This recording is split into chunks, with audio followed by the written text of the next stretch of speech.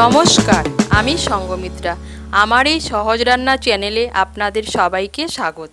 আজ আমি রান্না করছি বেগুন বড়ি দিয়ে পাবদা মাছের ঝোল। আপনারা খুব সহজেই বাড়িতে বানিয়ে নিতে পারেন এই পাবদা মাছের ঝোল। গরম ভাতে খেতে কিন্তু দারুণ লাগে। আপনাদের যদি এই রেসিপিটি ভালো লাগে তাহলে লাইক এবং শেয়ার করবেন, আর রেসিপিটি কেমন হয়েছে কমেন্ট করে জানাবেন। আরও নতুন নতুন রেসিপি পাওয়ার জন্য চ্যানেলটিকে সাবস্ক্রাইব করে পাশে থাকবেন। ধন্যবাদ। প্রথমেই গ্যাসের উপর একটা কড়াই বসিয়েছি। কড়াইতে দিয়ে দিচ্ছি সর্ষের তেল। তেলটাও গরম হয়ে গিয়েছে। এর মধ্যে প্রথমে আমি ডালের বড়িগুলো ভেজে নেব। এখানে আমি 5-6টা বিউলির ডালের বড়ি নিয়েছি। বড়িগুলোকে লাল করে ভেজে নেব।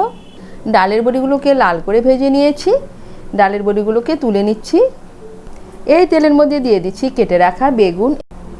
এখানে আমি একটা ছোট সাইজের বেগুন নিয়েছি। এর মধ্যে দিয়ে দিচ্ছি সামান্য একটু নুন আর সামান্য একটু হলুদ গুঁড়ো। নুন আর হলুদ গুঁড়ো মিশিয়ে নিয়ে বেগুনটাকে লাল করে ভেজে নেব। এই দেখুন বেগুনের টুকরোগুলোকে লাল করে ভেজে নিয়েছি। এখন আমি বেগুনের টুকরোগুলোকে তুলে নিচ্ছি। বেগুন ভাজার পর কড়াইতে দিয়ে দিচ্ছি আর অল্প সর্ষের তেল।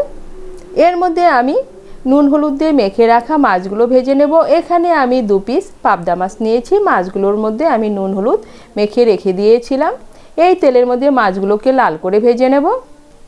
মাছগুলো ভাজা হতে হতে এদিকে আমি একটা মশলার পেস্ট বানিয়ে নেব। তার জন্য নিয়েছি মিক্সির ছোট জার। এর মধ্যে নিয়ে নিচ্ছি 1 চামচ গোটা জিরে আর 3টে পাকা কাঁচা লঙ্কা। এগুলো দিয়ে মিহি একটা পেস্ট বানিয়ে নেব।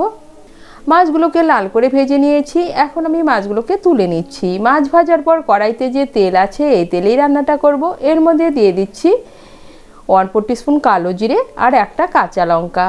ফোড়নটা দিয়ে একটু নাড়াচাড়া করে নিয়ে এর মধ্যে দিয়ে দিচ্ছি জিরে আর কাঁচা লঙ্কা বাটা। দিয়ে দিচ্ছি মিক্সির জারটা ধুয়ে সামান্য একটু জল।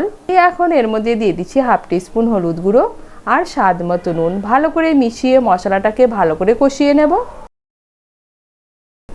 মশলাটাকে ভালো করে কষিয়ে নিয়েছি। এখন এর মধ্যে দিয়ে দিচ্ছি জল। আপনারা যেরকম ঝোল খাবেন সেই অনুযায়ী জল দেবেন। আমি এর মধ্যে 2 কাপ গরম জল দিচ্ছি। জলটাকে মিশিয়ে ঝোলটাকে ভালো করে ফুটিয়ে নেব। ঝোলটাকে ভালো করে ফুটিয়ে নিয়েছি। এখন এর মধ্যে দিয়ে দিচ্ছি ভেজে রাখা বেগুন, ভেজে রাখা ডালের বড়ি আর ভেজে রাখা মাছগুলো ভালো করে মিশিয়ে নেব। ভালো করে মিশিয়ে নিয়েছি। এখন এর মধ্যে দিয়ে দিচ্ছি চিড়ে রাখা কাঁচা লঙ্কা আর ধনেপাতা কুচি। ভালো করে মিশিয়ে আরও 2 মিনিটের মতো রান্না করে নেব। ভালো করে মিশিয়ে আরও 2 মিনিটের মতো রান্না করে নিয়েছি। আর এই দেখুন বেগুন বড়ি মাছ ভালোভাবে সেদ্ধ হয়ে গিয়েছে আর ঝোলের সঙ্গে মিশেও গিয়েছে। সব শেষে এর মধ্যে দিয়ে দিচ্ছি আর অল্প ধনেপাতা কুচি। ভালো করে মিশিয়ে নেব। মিশিয়ে নিলেই তৈরি একদম কম তেল মশলা দিয়ে বেগুন বড়ি দিয়ে পাবদা মাছের ঝোল। আপনারা খুব সহজেই বাড়িতে বানিয়ে নিতে পারেন এই পাবদা মাছের ঝোল। গরম ভাতে খেতে কিন্তু দারুণ লাগে।